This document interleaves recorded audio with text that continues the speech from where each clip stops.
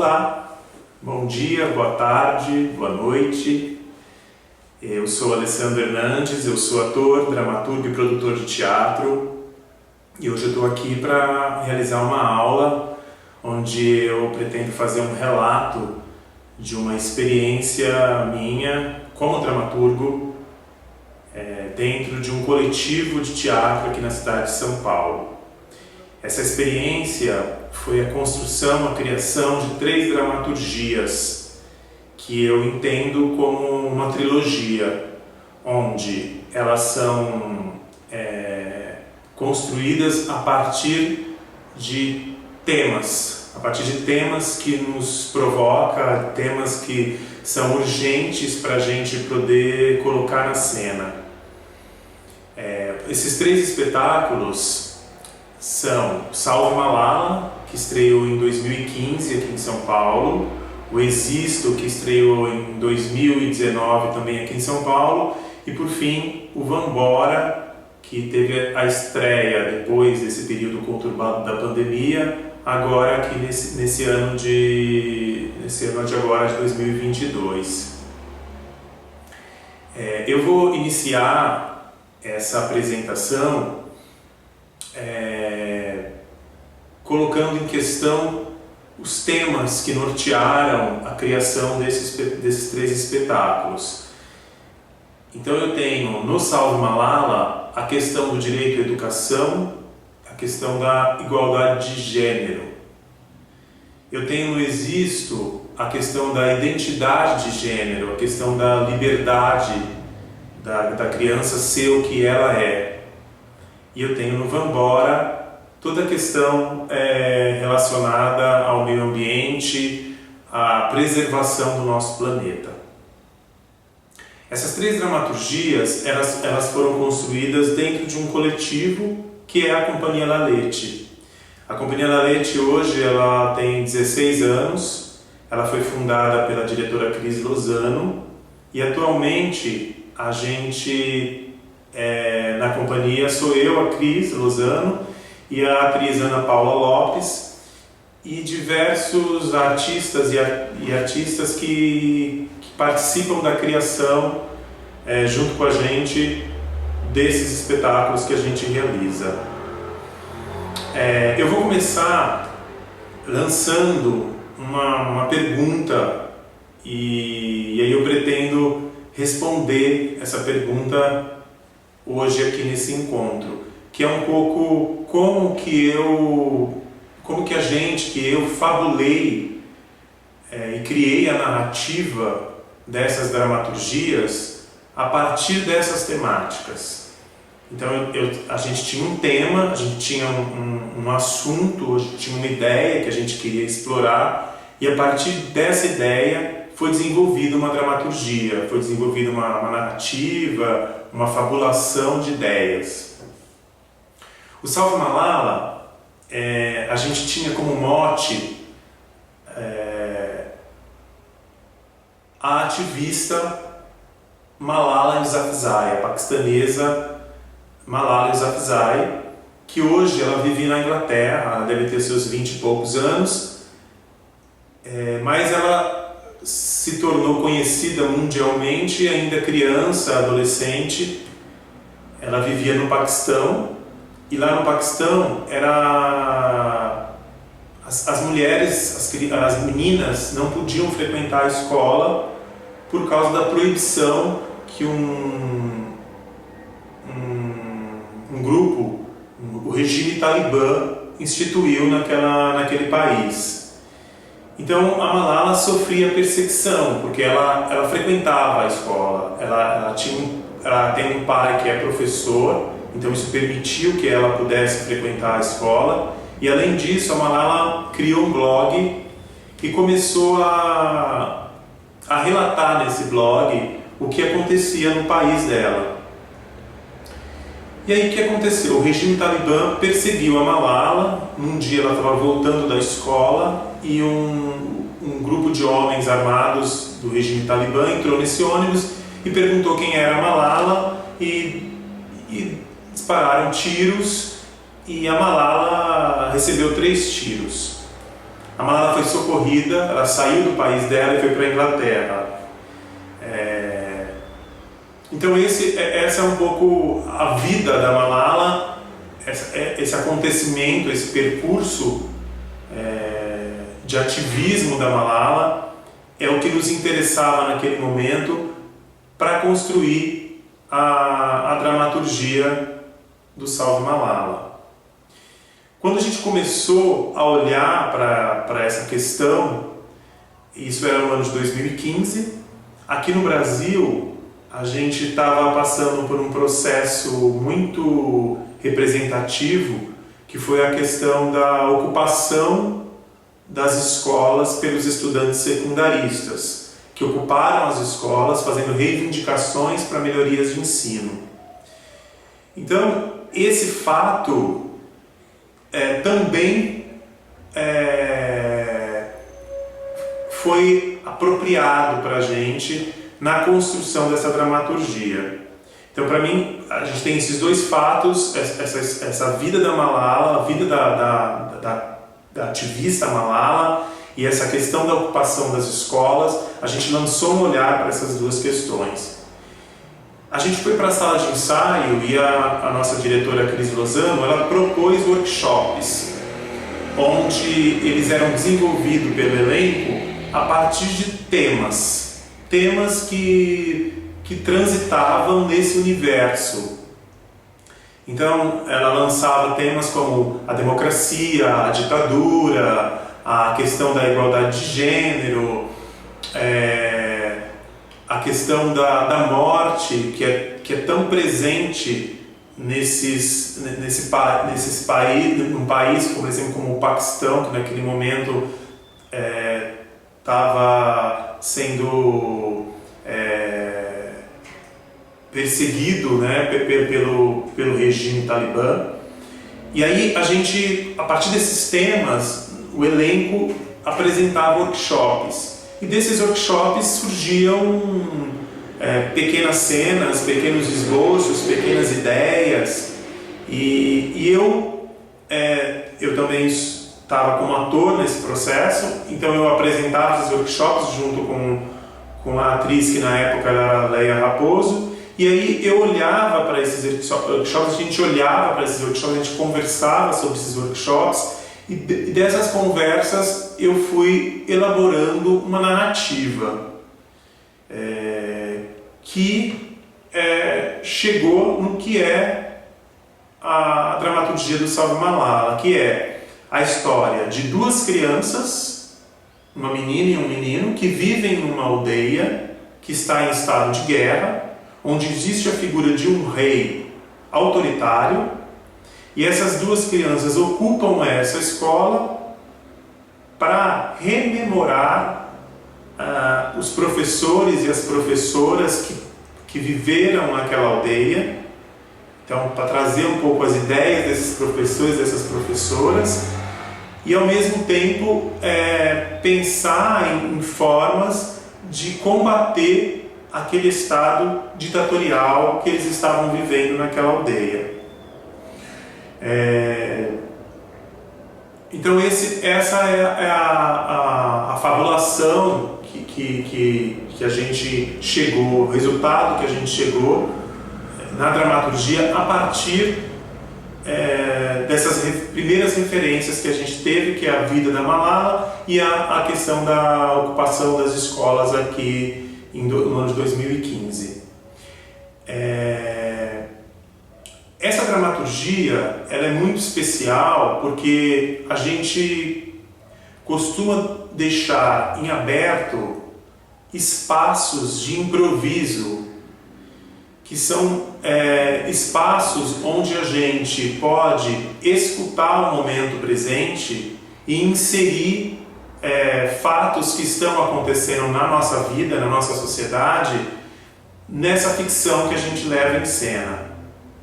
É muito importante porque o espetáculo ele estreou no momento que a presidente Dilma Rousseff estava sofrendo um impeachment. Aí a gente passou pelo governo Temer e passou pelo início do governo Bolsonaro. E muitas questões desse período histórico nosso acabaram entrando nessa dramaturgia da Malala. Então, quando um presidente afirma algo que é conivente com o Estado ditatorial, a gente trazia essas palavras desse presidente e inseria na voz desse rei mandão que tem no Salve Malala.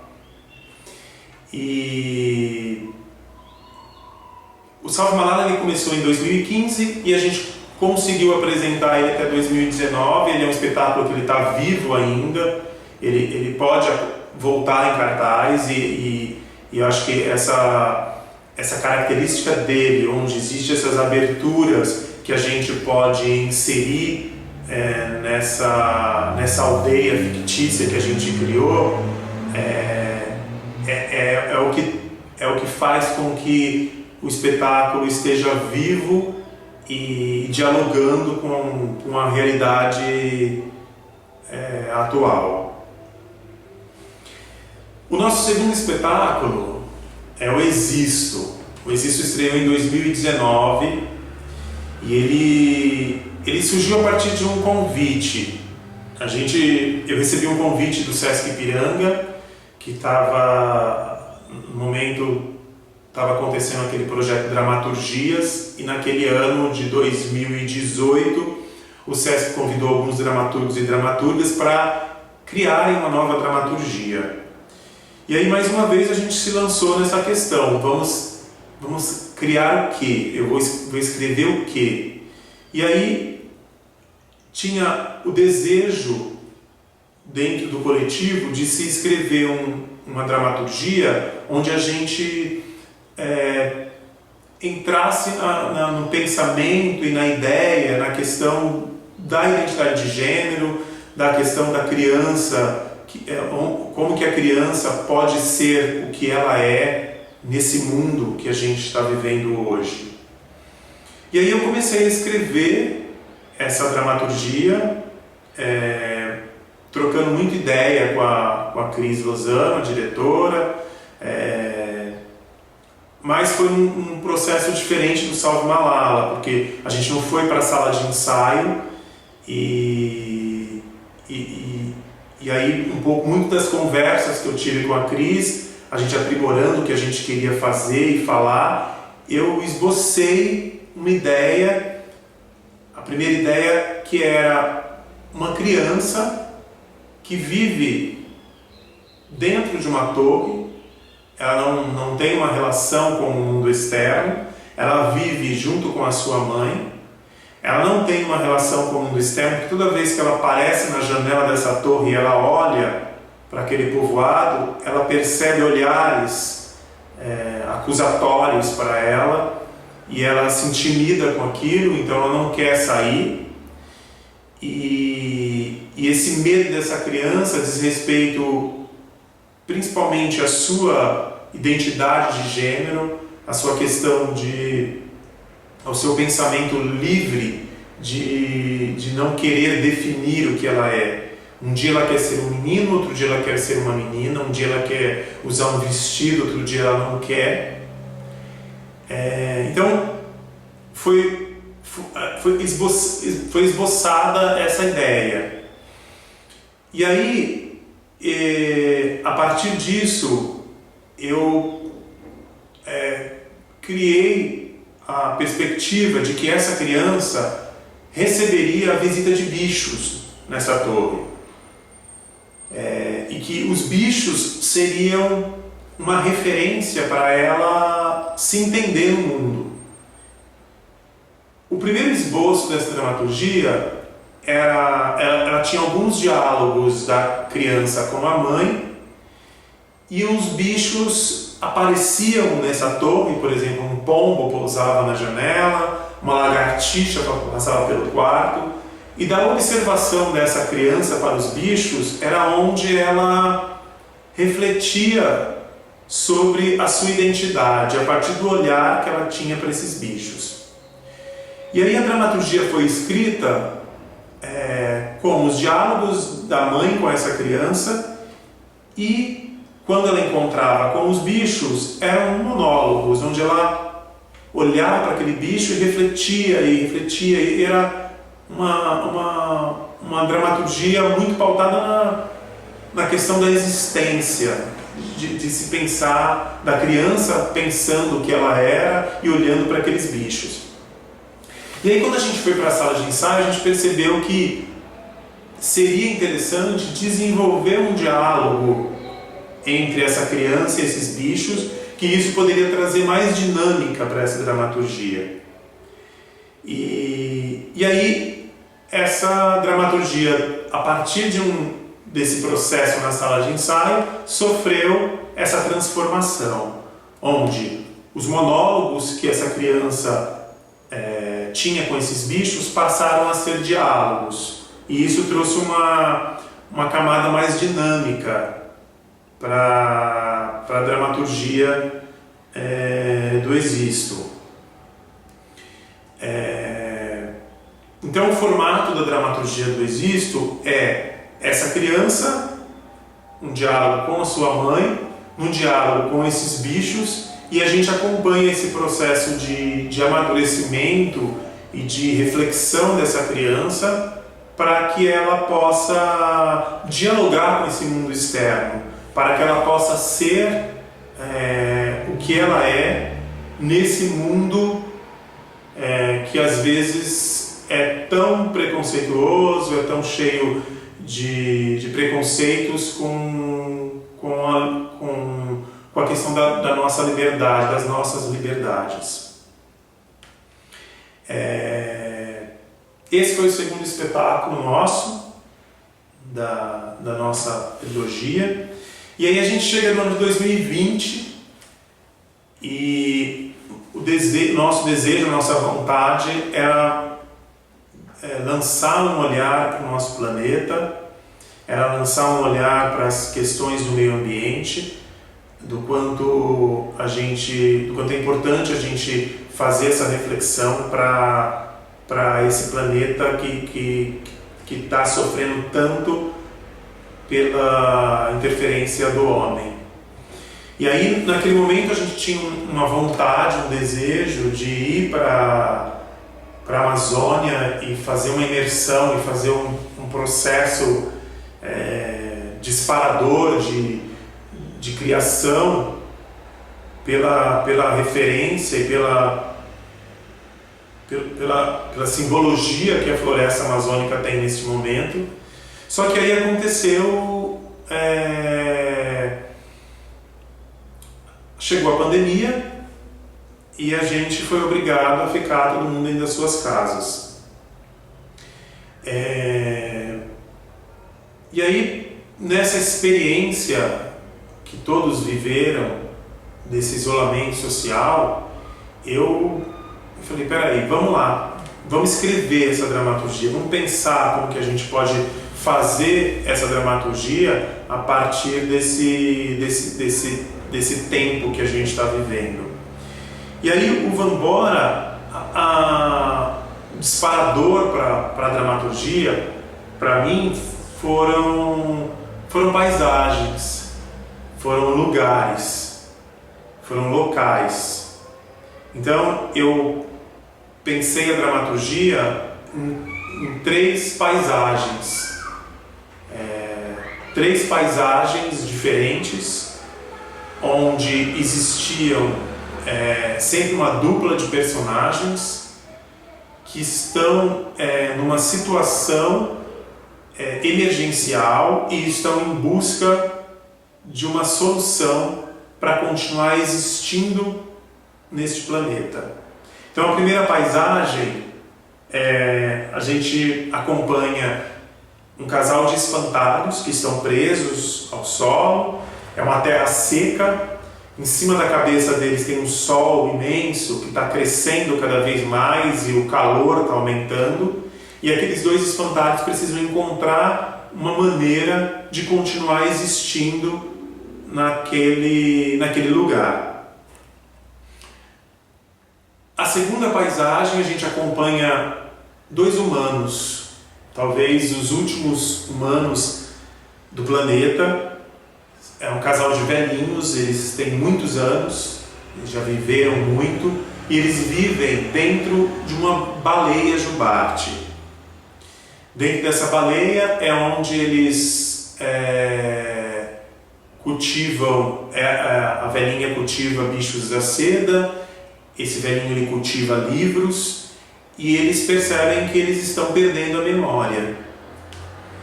E aí a gente acompanha essas duas figuras, esses dois seres dentro dessa baleia, até o momento que essa baleia encalha.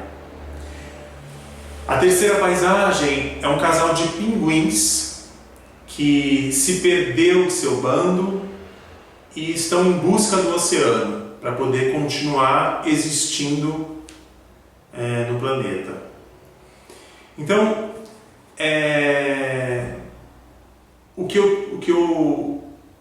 a dramaturgia ela surge então desses locais, dessas duas personagens e dessa necessidade dessas duas personagens encontrarem uma forma de sobrevivência nesses locais em que elas estão inseridas. E a partir daí eu comecei a escrever. Então eu tinha o local, tinha as personagens e tinha um conflito, uma questão. E aí eu comecei a criar essas dramaturgias, essas três dramaturgias. Uma brincadeira que eu gosto, que acontece no Vambora, é que, de certa forma, essas paisagens se comunicam.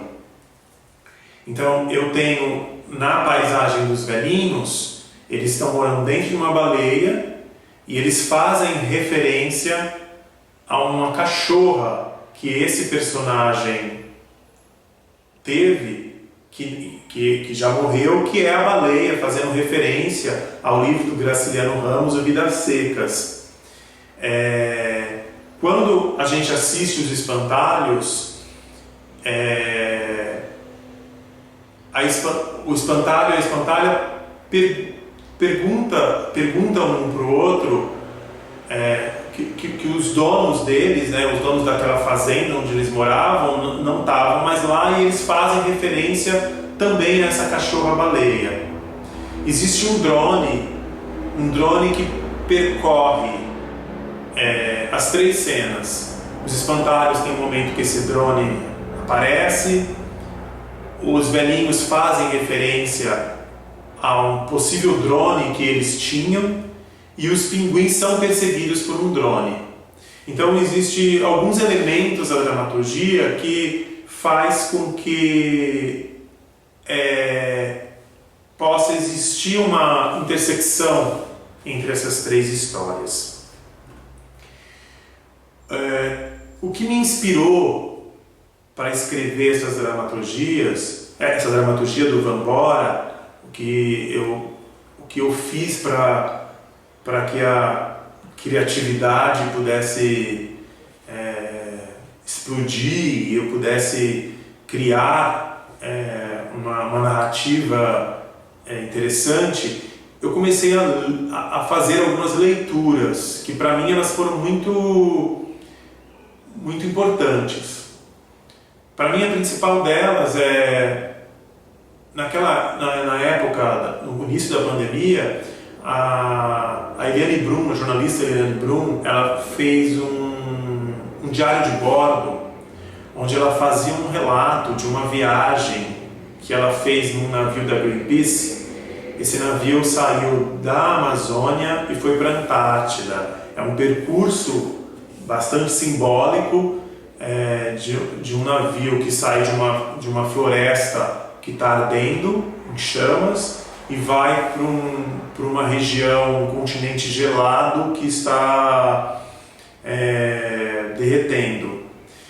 É um percurso onde alguns cientistas realizaram, e a Eliane Brum estava junto, e ela fez um diário onde ela ia relatando essa experiência.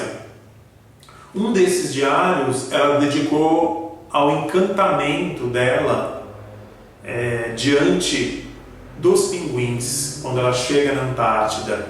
E para mim aquele relato desse encantamento dela foi muito importante, por exemplo, na construção da terceira paisagem do Vambora, quando tem a cena dos pinguins. Na época eu li muito Ailton Krenak, eu ouvia muito Ailton Krenak, o pensamento dele norteou muito as minhas ideias também. Então, essas três dramaturgias, elas têm como baliza, como pensamento norteador,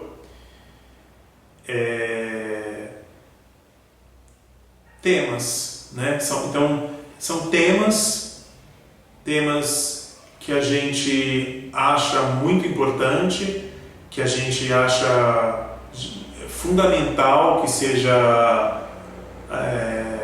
apresentado, só que criar a dramaturgia a partir desse tema é criar um imaginário poético, é explodir a imaginação, porque a gente não vai dar aula de meio ambiente, a gente não vai dar aula de direitos à educação, a gente não vai dar aula de identidade de gênero, mas a gente vai, através de uma maneira fabular, de uma maneira poética, a gente vai encontrar uma narrativa para suscitar esses temas e que a criança, o adulto, as pessoas que estão no teatro assistindo aquele espetáculo possam se divertir com aquilo, possam se afetar com aquilo, possam se sensibilizar, possam se emocionar com aquilo, mas que também elas possam, a partir dessa narrativa que elas vão assistir, elas possam sair do teatro pensando coisas, pensando nessas questões.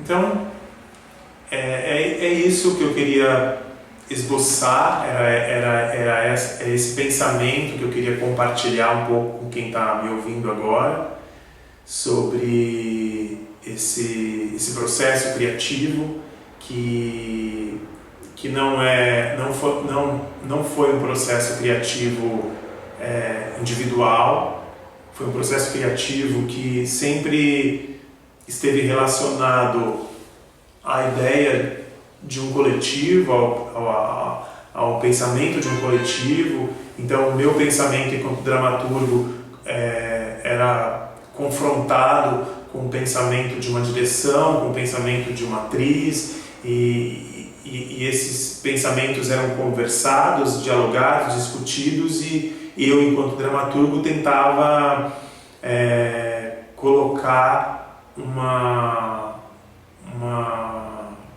cara para essa dramaturgia, tentava amalgamar as ideias todas que a gente tinha e construir uma estrutura dramatúrgica.